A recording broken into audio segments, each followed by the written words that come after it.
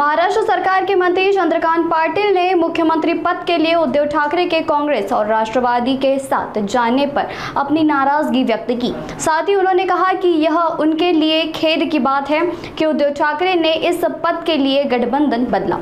इसके अलावा उन्होंने स्थानीय चुनाव, गौतमी पाटिल के विवादित मामले, रोहित पवार के बयान, सांगली में होने वाले बड़े पार्टी प्रवेश और कोल्हापुर की राजनीति स्थिति पर अपने विचार व्यक्त किए। सगळ्या स्थानीय स्वराज्य संस्थांचं बिगुल वाजलं आहे, कारण सगळ्या cases local court, high court, supreme court संपल्या।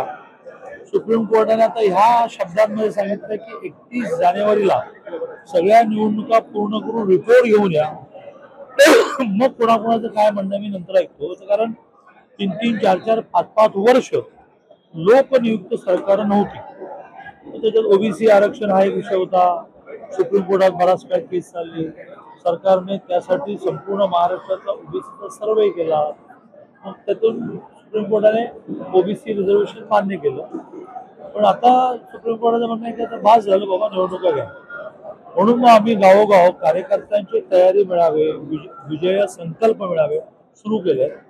कोल्हापूर जिल्ह्याचे आम्ही 2-3 भाग करतो, शहर वेगळं आणि ग्रामीणचे 2। त्यातल्या ह्या जिल्ह्याचा आज मेळावा झाला आणि त्याच्यामध्ये कार्यकर्त्यांनी संकल्प केला आहे की महायुती म्हणून, पण महायुतीचा जिल्हा परिषदेचा अध्यक्ष आणि 10 पंचायत समिती असतात, त्या 10 पंचायत समित्यांवर महायुतीचा सभापती, जवळजवळ 14 का 17 नगरपालिका आपल्या जिल्ह्यात, 17 ते 17 नगरपालिकांचे नगराध्यक्ष महायुतीचे, आणि 2 महानगरपालिका असतात, कोल्हापूर, इचलकरंजी। दोन्ही महानगरपालिकेचे महापौर हे महायुतीचे व्हावेत यासाठी सगळ्यांनी सर्वदूर प्रयत्न केले। जिल्हा परिषद झाली की सगळ्यांनी नगरपालिका झाल्या, नगरपालिका झाल्या की जिल्हा परिषद, नगरपालिका, महानगरपालिका झाली। असा आम्ही संकल्प केला आहे आणि आम्ही हवेत काही बोलत नाही। जी सभागृह विसर्जित झाली त्यात आम्ही बऱ्यापैकी कुठे महापौर, कुठे जिल्हा परिषद होतो।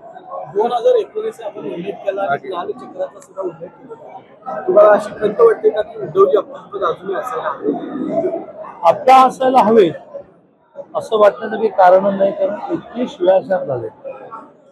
परवा सांगलीच्या इशारा सभेच्या निमित्ताने 150 जुन्या वेगवेगळ्या नेत्यांच्या भाषणाच्या कॅसेटचा अभ्यास करून त्यातले 15 सिलेक्ट केलेले मी तिथे स्क्रीनवर दाखवलेले, बघवेनात लोकांना। त्याच्यामध्ये एका जळगावच्या सभेमध्ये याच उद्धवजीने 3-3, 4-4, 5-5 वेळा टरबुजा काय करा। 14 ते 19 तुम्हाला काय रिस्पेक्ट दिला नाही? तुम्हाला मंत्रिपद दिली, महामंडळ दिली, रिस्पेक्ट दिला, अनेक जागांचे प्रश्न, मी महसूल मंत्री अनेक जागांचे विषय मागे चौकटीत लावले, पण लावले।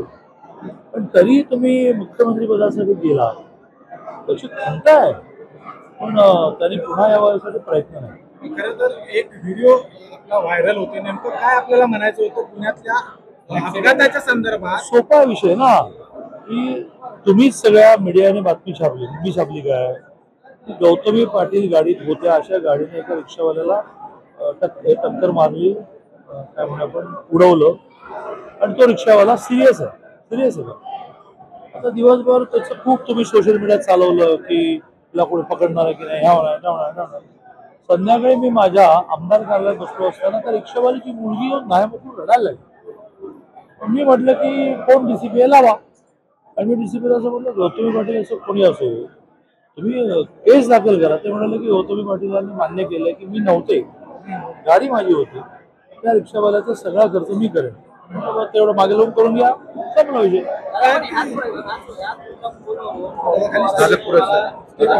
रोहित पवारला काय काम धंदा आहे?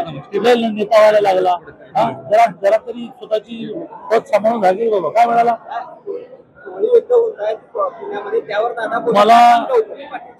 मला रोहित पवारने शिकवण्याची वेळ आलेली नाही। निलेश धायवळ विषयामध्ये मी काय केलं ते काही जाहीरपणे सांगू काय? आपोआप लुकआउटची ऑर्डर निघाली का? यांना प्रत्येक वेळेला ढोल वाजवण्याची सवय, आम्हाला नाही सवय। सांगलीमध्ये शरद ती मुलगी त्या रिक्षावाल्याची, माझे वडील सिरियस आहे, पण अजूनही केस दाखल होत नाही, पळून गेले लोक, तशी गाडी तरी पकडली आहे। मी डीसीपीला असं म्हटलं की या मुलीच्या वडिलांचा सगळा खर्च तरी करावा। शरद मंगळवार यांचं आता 2च राहिले, त्यातलं एक मंगळवारी आहे। आणि एक बहुधा पुढच्या म्हणून त्यांनी काही अटी ठेवल्या शिल्लक ठेवलं. त्यांनी काही अटी वगैरे ठेवलेल्या आहेत का? त्यांचं म्हणणं की माझे वडील सिटिंग आमदार आहे, तर तुमच्या पार्टीमध्ये जी परंपरा आहे की सगळ्यांनी नोंदणी करायची, जो नोंदणी जास्त करेल त्याला मिळेल, तर मी पण नोंदणी करतो आणि माझा क्लेम राहू द्या. पार्टीमध्ये साधारणतः एक 4 महिने 6 महिने आधी नोंदणी कोणाची जास्त, सर्वेमध्ये कोण वर आहे यावर निर्णय होतो. दादा, कोल्हापूर भाजपमधला प्रश्न आहे संदर्भात बाळासाहेबांच्या हातांच्या ठोशांसंदर्भात कचरा मेळाव्यामध्ये खरं हे झालं. मी काय झालं, आम्ही गिरणी कामगारांशी बोललो, अशा मोठ्यांच्या वादात आम्ही पडत दादा, कोल्हापूर भाजपमधला प्रश्न आहे. म्हणजे हेच तर माझं वारंवार म्हणणं आहे की फार संस्कृती पायदळी तोडवलेलं आहे. त्या दिवशी तुम्ही पाहिलं नसेल तर 15 पाठवतो इश्यूमध्ये टाकू जे बोलली तर आमच्या बायकांनी कुठं जाते. एक महिला नेती असेल काय बोलतो, या अंधारेबाई ताई ताई चांगला स्वभाव आहे. या आता शिरा ताणून उद्धवजींची बराबर करतात. तर बाळासाहेब ठाकरे काय म्हणाले, त्या म्हाताऱ्याच्या आता झेंडा कशाचा असं म्हणाले. हे महाराष्ट्र राजकारण असं गमतीदार झालंय. सकाळी शिव्या घालायचे, सगळे हार घालायचे. दादा, भाजपमधला प्रश्न आहे कोल्हापूर भाजपमधला. होणारच. कोल्हापूर महानगरपालिकेमध्ये एका बाजूला धनंजय माडकांनी 80-81 जागा मागितल्या. एक आणि असं म्हणायचं असतं, एकदा रिझर्वेशन पडली की बसू, दुसऱ्या दिवशी बसून सगळेजण नॉर्मलला येते त्या कळली. आणि ह्या जिल्ह्यापुरती तर मला खात्री आहे की साधारणतः मी अवाजवी काही बोलत नाही, कधी कधी पार्टीचं नुकसान करतो. त्यामुळे सगळेजण बसून प्रश्न सोडून मुश्रीफ साहेब काय, धनंजय माडिक काय, तिकडे राजेश सगळे एका दिशेने चालते ना. दादा, कोल्हापूर भाजपमधला प्रश्न आहे. पदाधिकाऱ्यांमधील मतभेद आहेत ते चव्हाट्यावर येत आहेत. भांडवली बादशाह भाजपमध्ये फिरत आहेत अशा पद्धतीचं वक्तव्य जिवंत माणसांच्या घरामध्ये सुद्धा मतभेद असतात. मी तर 1700 घरातून आलेली पार्टी असते, तर थोडं भांडायला लागणार.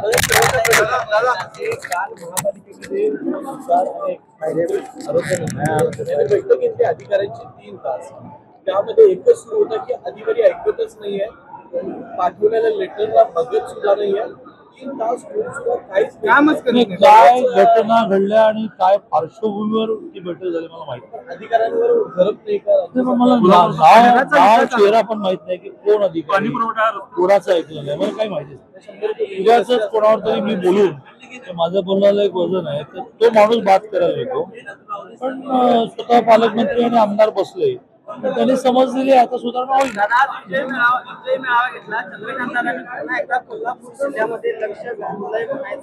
मी लक्ष काढूनच घेतलं नव्हतं, कधीच लक्ष काढून घेतलं नाही. एक अनेक कार्यकर्ता नेता कुठे जाणार आहे, कुठे येणार आहे सगळं माहिती. मंगळवारी मोठा प्रवेश आहे कोल्हापूर जिल्ह्याचा सुद्धा. पालकमंत्री झाल्यापासून सांगलीकडे लक्ष होतं, पण कोल्हापूरमध्ये असे पक्षाचे फारसे कार्यक्रम पूर्ण महाराष्ट्रामध्ये मी महाराष्ट्राचा अध्यक्ष असताना लक्ष घालत होतो. पूर्ण महाराष्ट्रामध्ये मंत्री म्हणून लक्ष घालतो, पण संघटना म्हणून पश्चिम महाराष्ट्र लक्ष घालतो. त्यातील सोलापूरला जयकुमार जे आहे, तिकडे शिवराज आहे. माझी आणि देवेंची चर्चा झाली की कोल्हापूर, सांगली, पुणे जरा तू लक्ष दे. त्यामुळे मला जे संघटना सांगेल ते मी करत असतो. त्यामुळे कोल्हापुरातून लक्ष कधीच काढून घेतलं नाही. तुमच्या सगळ्यांचे परिचय, तुमच्या आयुष्यात घडणाऱ्या सगळ्या घटना मला माहिती. मंगळवारी एक प्रवेश आहे, आता नाही सांगत. संध्याकाळपर्यंत तुम्ही थांबा.